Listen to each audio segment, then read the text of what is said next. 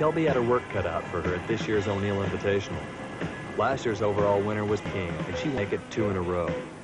The talented and classy Jill Boyer has been training for months for this season opener, and the consistent Debbie Brown, a top seed in any competition she enters. 3 minutes into this heat.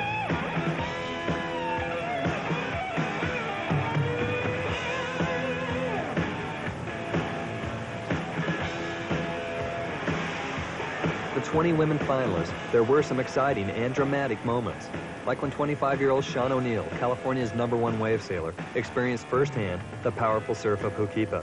As she came through the loser's bracket, she had winning potential, but in a matter of seconds, her luck had changed for the worst. 25-year-old Sean Oneill was 7th on the World Cup in 1984. 5'5", 110-pound Lorraine McClay was airborne more than any other woman competitor. Lorraine came up through the bottom of the loser's bracket right through the semifinals.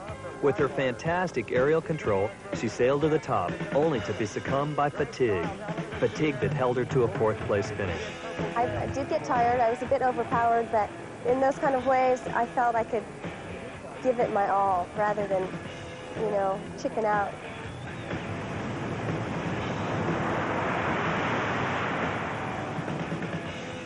Winds have now picked up to about 30, 35 miles an hour with stronger gusts. Pretty tough conditions, but the women are going to have to handle it. And the two are Kelby going against Debbie Brown.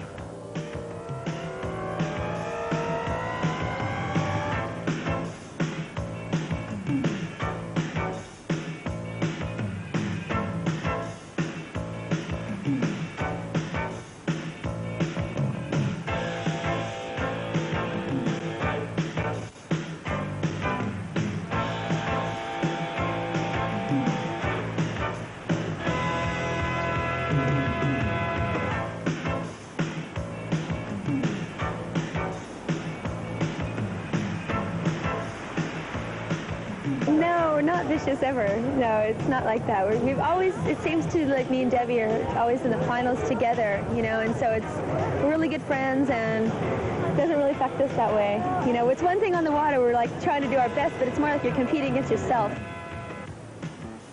Although Debbie and Kelby are good friends, Debbie might take winning a bit more serious. For me, it's visualizing a few heats in a row, because I think there's a tendency to get tired after 1 or 2, and so you have to spend a lot of time visualizing yourself going through 5 or 6 heats at one time. And then you work on the feelings of winning and how great that feels and everybody congratulating you, and also concentrating on performing your best rather than beating somebody. In 1983, Debbie Brown won this very same event. And with her philosophy, she pictured herself winning today. And that she did. Yeah, I gave her this nail polish. Yeah, she did. She gave me I won on this. I had this nail polish on, and I did. It's the winning factor. This is sort of like the gloves of... It is. It's the gloves of a champion. I didn't have any on. We'll pass on the ceremonial orange nail polish. Never shouldn't have given the polish. What do you get when you take the best wave sailors from 12 degrees with optimum sailing conditions, then give them the green flag? Meet the Hukipa Air Force.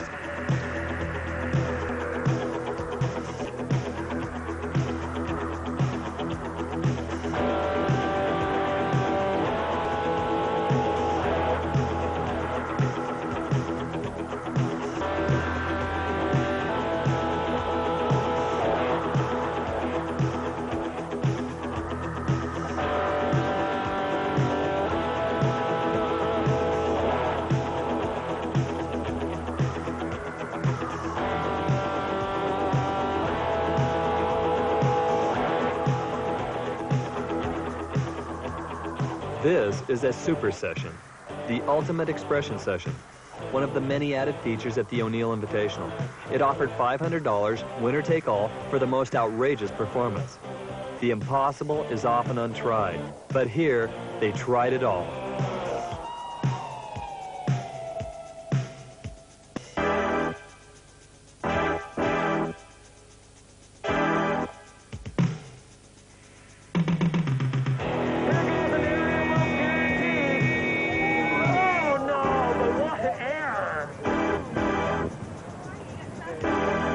the pink sail. Without a doubt, Wetter was better.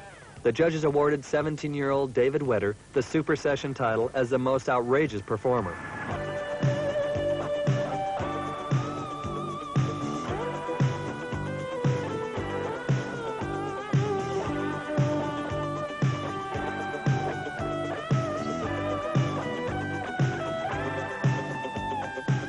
The rapid evolution of high-performance sailing equipment has given these guys the confidence to push it to the limits. And it all started with pioneers like Matt Schweitzer. The equipment has changed dramatically. Back then we're on, 45-pound, 12-foot long boards, which are not maneuverable, and, we get some equipment changes probably once every 3 months or something new in the sport. To keep a waves, you need more of a board like this, which is an asymmetrical tail. And the boards that we sail at Diamond Head are more symmetric boards, and I use channels for grip. Well, I gotta get out there and try out this new... All right, good luck. See you guys. Bye. Thanks.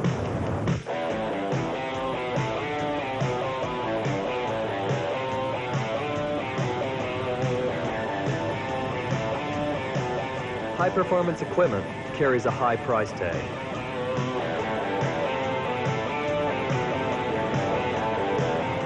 Scotty? Oh, I fell off an aerial. The mast got caught under the board and snapped it off. That happens.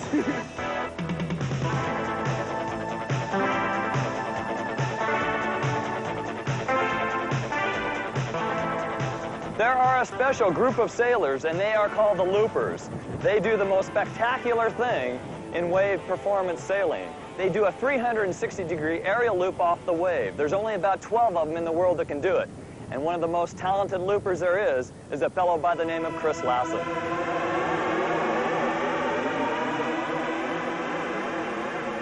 I've been attempting loops for about the last year and a half, and had a pretty good deal of success lately. It's an extremely difficult maneuver in that you end up breaking a lot of equipment and smashing up your boards and your sails and your body. He's broken a side of ribs, compressed all the vertebrae in his neck, and has gone through thousands of dollars worth of equipment. If it wasn't for Chris's artistic talents, he'd be in the poorhouse.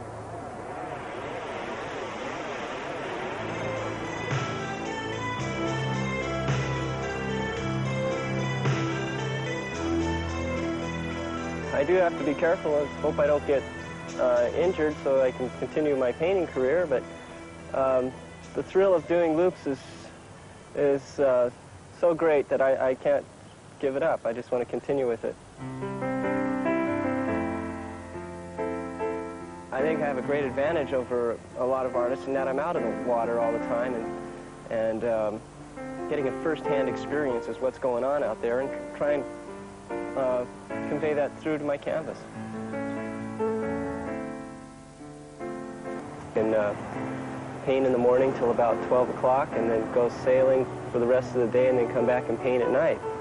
And I get a lot of inspiration from windsurfing because of the contact with the waves and the wind and the ocean, all those elements I try to incorporate into my work. So it's about the best thing I've ever gotten into, this windsurfing.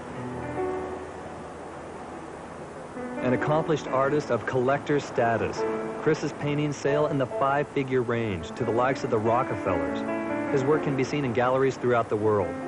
But it's the loop that seems to be his driving force.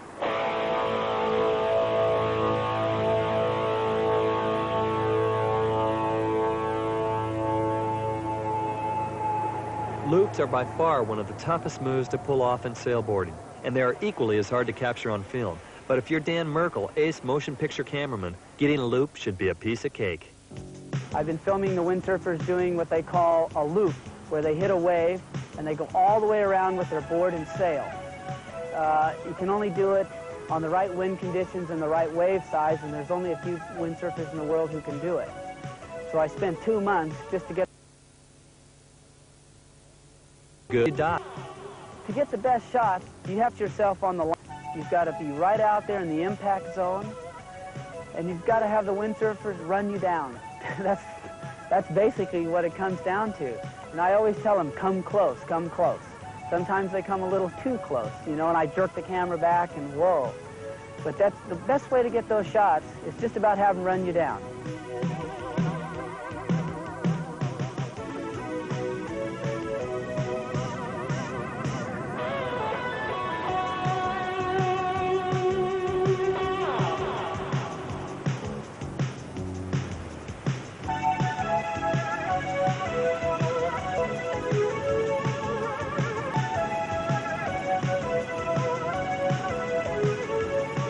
Dan's daredevil tendencies, or madness, however you may look upon it, has made him one after wet cameraman in the world.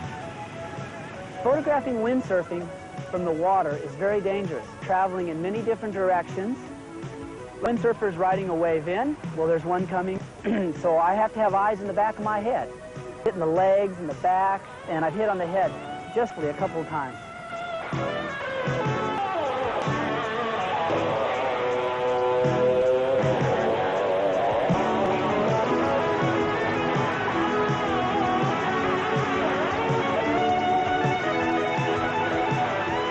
All the shot water here at the Oneill Invitational that bring you that extra step closer to the action are in the hands of the Merc.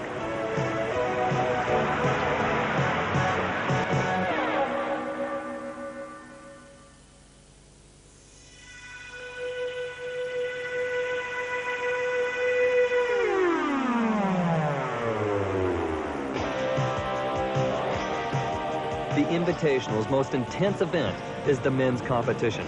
Out of the 77 international competitors, only 2 will make it to the finals. Here, the battle to the top bracket is vicious. These dudes will try anything to win.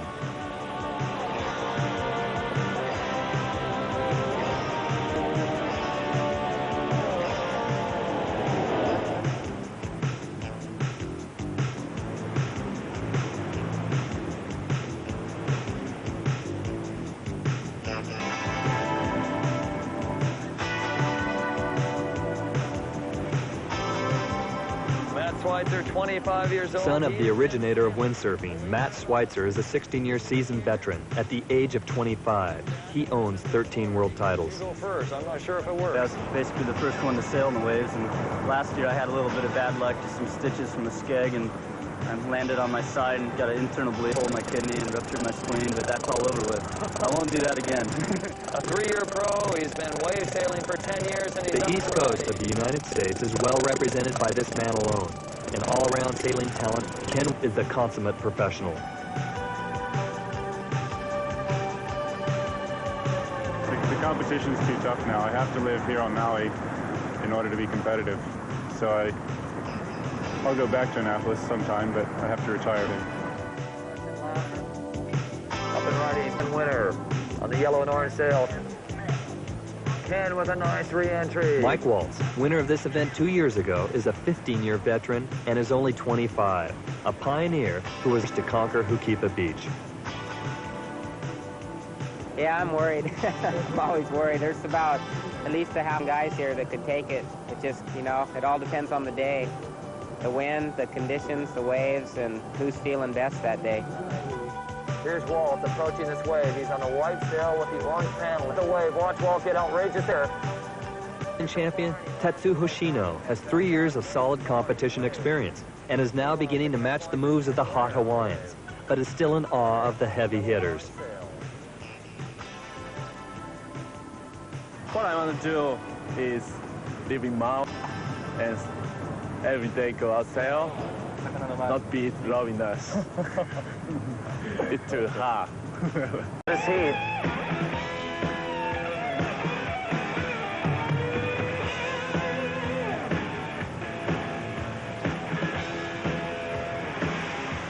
The 20 women finalists, there were some exciting and dramatic moments. Like when 25-year-old Sean Oneill, California's #1 wave sailor, experienced firsthand the power more than any other woman competitor. Lorraine came up through the bottom of the loser's bracket right through the semifinals. With her fantastic aerial control, she sailed to the top, only to be succumbed by fatigue. Fatigue that held her to a 4th place finish. I did get tired. I was a bit overpowered, but in those kind of waves, I felt I could give it my all rather than, you know, chicken out.